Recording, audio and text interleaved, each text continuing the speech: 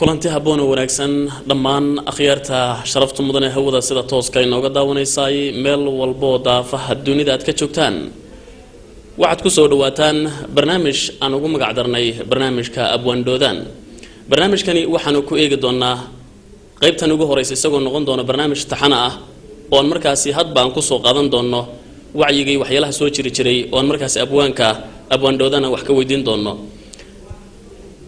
qaybtan ugu horeysa barashada abwaanka ayaan ku soo qaadanayna ugu horeyn abwaan Cabdullaahi Macalin Axmed abwaandoodan Soomaali badan oo magaca maqashay oo dhigta ka maqashay muuqaalkaaga wali ka qarsoon yahay ayaa badan ugu horeyn waxaan jeclaanayaa inaad ku soo dhawaato telefishinka Soomaalida Itoobiya oo ah markii telefishinka ugu horeeyay Soomaali deegaanka ay leedahay laga wareysto ku soo dhaw aad baad u mahadsan tahay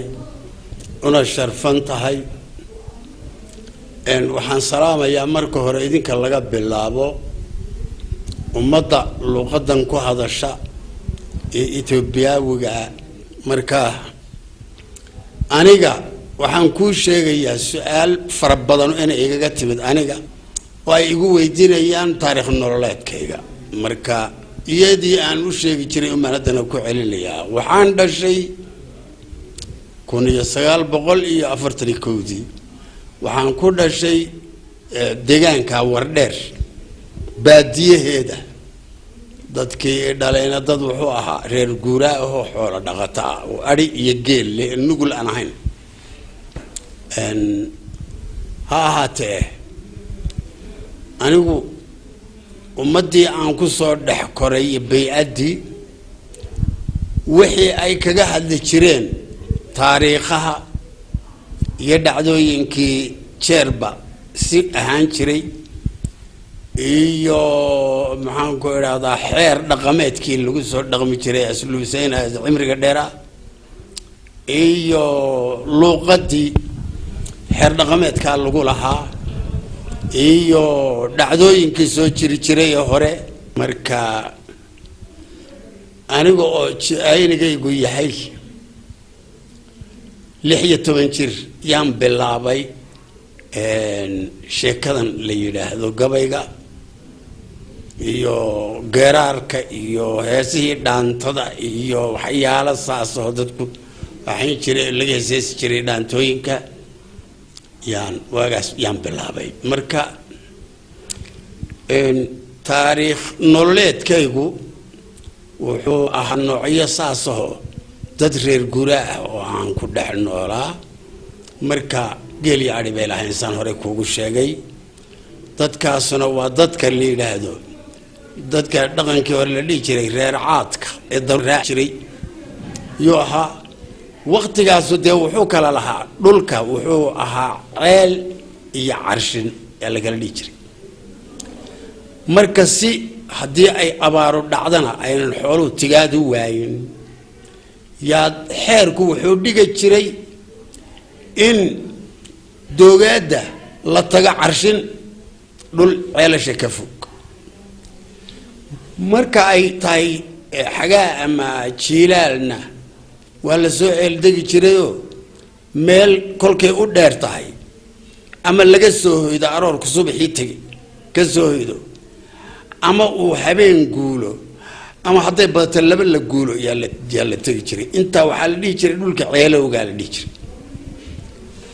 marka sidaa darteed xeerkaa dhigayoo lama ogolayn in haddii uu roobdo waqti xilli roob ay tahay in qoys kuru keliya ku hadho dhulka ceelowgaa ceelka iyo inta jilaaligi iyo xagaagii looga arooree looga cabee loo daaqo cidi kuma hadhi jirin marka la yimaado ee dambana waxaa loo iman jiray sidii ugbaadka kore loo jiray carshimaha yaa loo iman jiray jilaalkiina carshin cawskii iyo geedihii nagaadh macdiyo intaa leeg iyo doogii qalalay ee geedaha ee dabayshu uruurisay oo xaab la yiraahdo oo buul intaa leega oo jilaal kasta oo dheer aan laga soo jeedsan yaa saasaba marka doogaadiina in ugbaad la joogo diraacdiina ugbaad la joogo bay ahaan jirtay aysan walqaska ma ahayn xeerka wax lagu hagi jiray oo lagu kala socon jiray حتى جيدا الروح جوبي كريم مجرى وقتها كلا إنه كشيء كيسم بانو مالنا تيان قارد واتهاي أبوان آديات أيام كوجو مهد عليا فرصة دنقالية هذا النصي سي برنامج كان أوينون نغندون برنامج تحنا قيبتني waxaan ugu magac darnay barashada abwaan dhoodaan sidaad inoo sheegtay abwaan waxa tahay abwaan u dhashay deegaanka Soomaalida Itoobiya maantana Soomaalida afka Soomaaliya ku hadasha meel kasta ay joogaan abwaan magac weyn ku leh ayaa tahay runtii waxa la oran karaa abwaanada intooda geeriyootay mooyaan abwaanada waqtigan jooga abwaankooda ayaa tahay marka abwaan gabayo badan ayaa tirisay suugaanta Soomaalida sooyaalka Soomaalida ayaa aqoon badan u leedahay muddadaad ku soo biirtay 16 jir ayaad ahayd marka hidiraac mi ahayd mise wax gaaro rabbaaniya oo Ilaahay adiga kugu sameeyay bay ahayd qaybtan suugaanta waxaan u malay horta inay suugaantu hidaba lahayn baan u malay dhaqan mooyaane hidda inay lahayn waan u malaynaya maxaa yeelay abahay iyo awowgay midna gabay ma sheegi jirin iyo geeraartoona iyo hees iyo waxba isaarmaynan samayn jirin mana ayna xafidi jirin baaban u malaynaya oo dadka maansabooliga dadka la yiraahdo ee hal abuurka qofka kale yiri qabta dad saasa jiray hal abuurka kuwa qabta kuwa hal abuura iyo kuwa qabta jiray kuwa qabtana maansabooli baa la dhigi jiray maansabooli buu heli yaqaana inoo ugu yeedhay isaga garantoona warigi wixii saas gabayaashii laga yiri iyo heesii laga yiri iyo hebel inoo ugu yeedhay ama inoo geey saasa dhalinyaroonkii dadkii yidhi jireen marka inay taa aqoonina waanu malayn kow haddaba kuwa kasii horeeyay gabayadood oon haynayna ma ayna jireen sida badan awowgii saddexaad baa waxaa la igu sheegay geel beri la qaaday ay u gurmadeen ama bir madahaayeen faras geed ka muday gubad ah shooyada gudcura oo garaar yar ka sheegay uu faraska ugu calaacalayo geeli reer hebel gamaan loo tabcan waay galabtii la ka haystay maartay yaan maxaan ku raad faraskiisa geydhaale la oran jiray geydhaale oo aan jeclaa baan ku garaacay galoole inuu yiri maartay marka waxaas iyo waxyaalo saasa mooyaane wax baartay xiriir maana maqlin dad un ehel oo kale oo badan oo gabi jireen way jireen oo isla familiyalkaas maartay way jireen oo kala duduuna oo kala horeeyay marar kale in la soo qaadaa suurowda iyaga xigmad rabbaani oo anay gaar Ilaahay anigu hurdo oo geel la jooga balliga sirow agtiisa waxaan ku soo toosay anoo kor dhawaaqayo oo gabay sheegayo kolkaan soo booday labadii kelmadood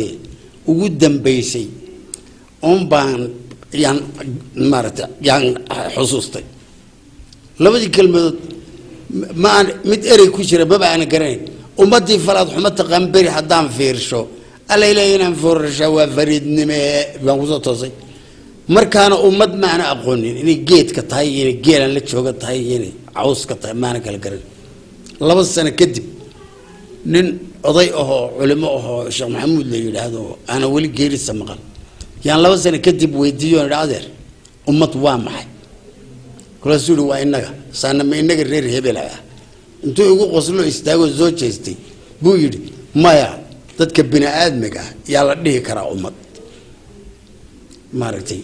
ereyga ummadda ma ana aqoonin kolka afkay ka soo baxay ma garanaysa marka meeshaas ummadana aan maaragtay ka ambaqaaday sheekooyinka gabayga la leeyahay watahay abwan waxaan filayaa in xigmad rabbaani si gaar Ilaahay kugu manaysan ahayd waad hana qaaday gabayadii dhowr iyo 10 jir ayaad ku bilowday bal gabayga kugu hore adigu as aroon karta abwaan baa tahay ama dadka ay kugu yiraahdaan Allah ilaahay abwaan baa tahay gabaygay baa ugu horeeyay aad tiriso wax badan baa la dhigi jiray saas baartay laakiin waaban ilooba waxaan ka xasuustaa libaax intuu habeen ii soo dhacay gool horweyn aan ahaya nirgii intuu ku dhaxdhacay nirig intay dayrtii dhalatay oo gugi hashu maaragtay ka rintay aan laga reebi jirin oo subaxii martii joogto aan ka maali jiray aan laga reebi jirin geel يولبح كرك كجدع كل كاس بحال شو وحكا علوز وهذا تانجل لك مركزين ريتي بقى تشبطي معي دي بنتكم بدفن مركزا جيلي دي مركزا سوب قوري دبلان قطوري دي بدو عرّي مركزا حقا قوري دب كلها أود وكل حد بحوله كدعتي أنا نريتي تشي ده كل بعبارة أود إن أنا كده بحيرة يبالكي جمر ويقول صان نقضي شنقد بانتري ما يوسيدي واحد شيء فوق رقان صدى وكله هل كان أود أكتهستي ده بدأ ده دبك عن طوري دحوله كدعتي دحوله أنت الله عيدي كو غاضبا الشعري بالكيبا وإسلك عي بسم الله الرحمن الرحيم بالقيلو دريان كيدي laga wareeray geelal agtayda soo galay aan isnaqin yaa wixii maqlo igu soo orday baalkii intuu cabaaday cararay bay yimaadeen kulka waxay igu yiraahdeen intaanaan ku iman baalkaanu yeedhiisa annaguna salale alla shoo maxaad baqaysay bay igu yiraahdeen marka nirgti subaxii annagoo jiidin oo war maxaa miya naxsan tahay oo ag joogjoonay naga baqtiday kulkaas nin baa noo yidreeri ka yimid isla markii barqadi kulkaas uu libaaxa meeshan ka orday ritigii nirigta dhalay inay tukuba iyo xalay quraacda mataanaha ku baqtiistay iyo yiri marka naxdin bay keedeen ma nirigtii u daaya qalbiga ku soo dhacday intuu riti firfiican oo qoor badan buu ahaayo geel doorano markii wuuna laylyanaado waa la raran jiray markii uu naqa geel karin uu soo gaarnaa lagu sii dayn jiray marka barqadi yaan weeli intaanu markaan geelasha la joognay waxaan idhi gaadiid ritigii noo ahaa geel la u joogay horta waxaan idhi gunta micida gaws isagii baan tilmaamay gunta micida gawsaha dambiyo dhoosha soo godatay gafuurka iyo geedada lamaan guudka iyo shaashka qalka labada giir joogsaday ee bakala gijay golxubada qarsoon iyo cidida galalka loo yeelay goorada hashu kaga degaa waa mid geeriday nin iftiimo ula soo gabada gumuca mooyaane gud curmaar rawla habeen samada oo gaaran waxay ahayd bil cadarta xagaaga oo horeysa ee xilku daruurta badan tixtii xaleeya iyo waqtiguna ah dambi ahayd gurdamuc oo daruur labayn ahayd meeshu maartay gud curmaar rawla habeen samada oo gaaran giiryaale wuu noqon libaxnimay isguuleena baadhiyo nimankii baan u jawaabaya xalisa ay walaha gaadi ritigii noo aha geelna u joogay iyo waliba ina goodir buu gaaday oo dilay iyadoo gurina qaalintan gorof ka maalin gabanteedii baa laga cunay gaxma noqoteen oo ima gabteen hadda godol ma tiiseen gaajadan bakii u qabtaa guriyeen neefkii igarka mayna aqoon قبل أن عذابي أنت قل دريه قد قال لي بحول عند كوسة ودناها قرقيزي هلقا قربك مش تقول لي إلى بري أوفت اللقوي أديكو هبين قوري يقول إن حد شو وقال الضيدين يو ولي عد سوق قارين مس قلالن قوضي عبس قني يوابيله تلبس كاقرش يميضا ظهري وقود داشو أبرس قابن قودا ددي اللقو مقارنك قمده إلى كاعزي فرق قمورو قالوا أنت كوب بحضو قاري كوب دونتو قيل جري الله كوب ديرو الله كوب صوق قاسو ولو قفزين كبتة قلب وجوجو حبط لوجو صوق قرن الله جيسا كام مرن قرني الكوب دعيو إذا ما اللي قبي شركاو قال قال الزوجي واحد جيس تابضن بعد برقدي مركا قيلش مركا نسور رجني شو شنطي بركة عصر مغرب كورسة هل كان قيلش كسور رجني ورتيدا يا الله بحبضود أوستر وكان عاد نق كيل عادين ونقلب الدمبي مركزان نقيلش إسكا كحسر ورم علبة ماشي يمدو قيلش بحيرة السنة قيلش كلام حيرة وقدر دقاي مارتي أنا صح على الإيسو قرمدي مركز أنه إسكا عوين إنه حنو يمد لبن إنه باتري أوضنا يقبتون قرناي وإنه يمدين لو قري وتين مركز سيد عادين قيل ساسا وساسا وحبارته إلى الشرع ما يعمل ليس وريسي حبدي قلبت إذنكم ما مقشين أنا قابل ردني بينه هيه بها اللي بحور تقعين بار قبل له ودبرده ككل رئيس وعنين مويه بقيده قلان قلقه هريري هوستي سايو كبودي markaasaan ku naxnay kolkaasaan qoryihii maan iskaga fiiqno marka ninkii labadooda weynaa haddaan ahay yuusuf qani ibraahim baa la odhan jiray wuxuu yidhi haddaan xabad arki jiray libaaxa xabadi way taabatay wax yeeshaysa garan maayo yuu yidhi markaasuu yidhi xuseen guahad war inakaan ka daba tagne kolkaasuu yidhi libaax dhaawaca lama raadiyay inaga daabaan ku idhi oo bahalkii xabadi taabatay mooji geeljirii baa qayliyo yidhi alla waa libaaxu saaka habaarayay qumay weeye anna nin yar baan ahayo qumayga cudad baan ka qabay qumaynimada oo wax folxul iyo cay baan moodi jiray arrintaa halis baan ku galo kol baan dacaynaa isdilo markaan libaax aragnay maaragtay nin odayoo geelasha u weynaa baa la ii dirayoo maaragtay intuu tooridii iga qaaday oo tooriyihii iga xaseeyey maaragtay yuu gaadhigaa iyo markaasuu nin dirayoo reerkii quraacda mataalaa agteeda deganay buu yidhi ii soo orda kuwaan walaalnaha yimid waa lay kaxeeyey reerkii baa leegeyey kolba nin baa i canaananayo iwaanay aabbahay baa aad i canaanto intuu cidlo ila tegay haddana isa sabay wuxuu yidhi waxaan aad leedahay waan isdili maaragtay qumay baan noqday ma aha qumaynimadu ceeba waa wax fiican buu yidhi oo maaragtay waa qof intuu ilaahay baryay ilaahay wax ka aqbalay weeyaan buu yidhi maxaa dabeedna manacas uu iwaaniyey halkii baan ku degay maaragtay marka gabaygaas baa maaragtay dadka ay aad u hahayeen gabayadii kala weyba iloobeen iyaguna kaasaa gel jiray yaashii beri iyay hahayn jireen waa tahay waxaan oran karnaa marka gabayada ugu horeeyey ee dadka ay kugu maqlaan buu ka mid ahaa intaad yarayd marka abwaan kolley barnaamijkan wuxuu noo noqon doonaa barnaamij taxana ah oo adiga nagala qayb qaadato oo sooyaalkii soomaalida ee deegaankan Ethiopia aad kaga hadli doonto isbedeladii Ethiopiadii hore Ethiopiadan dambe aad kaga hadli doonto qaybtani waxaan kugu martaqaanay in dadka afka Soomaaliga ku hadla ee fankaaga iyo waliba gabayadaada jecel magacaaga maqlay muuqaalkaaga inaan barno taariikhdaada inaan ogeysino ayaan ugu talagalnay bal imika waxaan jeclaanayaa wali barashadii ma ku guda jirnaa magacaaga Cabdullaahi waxa ka weyn Doodaan bal Doodaan xagee buu ka yimid Doodaan su'aashaas meesha way ku jirtaa anigu waxaan ahaa niman hadlin oo aamusan oo madax buuran oo calool weyn oo shilis baan ahaan jiray marka caruuraha ma raaci jirina waxaan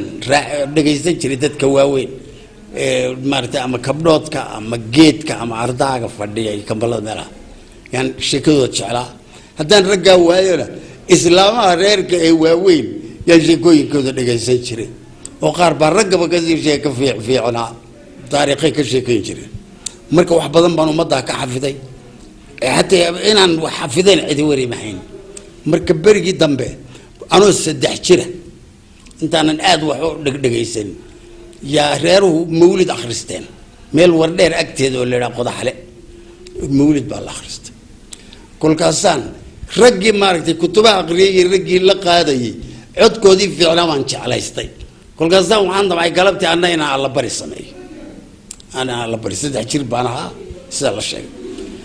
inaan ahaana waan u malayno sidaa beer goor la tegay iyo goor beesha laga tegay iyo booji ilma yar baan ahaa markaasaan haan unuga oo haamaha dhoon horaada laga dhigay qabada laga tasho oo dhexda joogto ayayday tolanaysay ayayday oo reer qabdaara ah martay oo xaadsan maxamuud la dhijir haanay tolanaysay intaan aqalkeedii galay iyadoo soo awriyo wax u kacday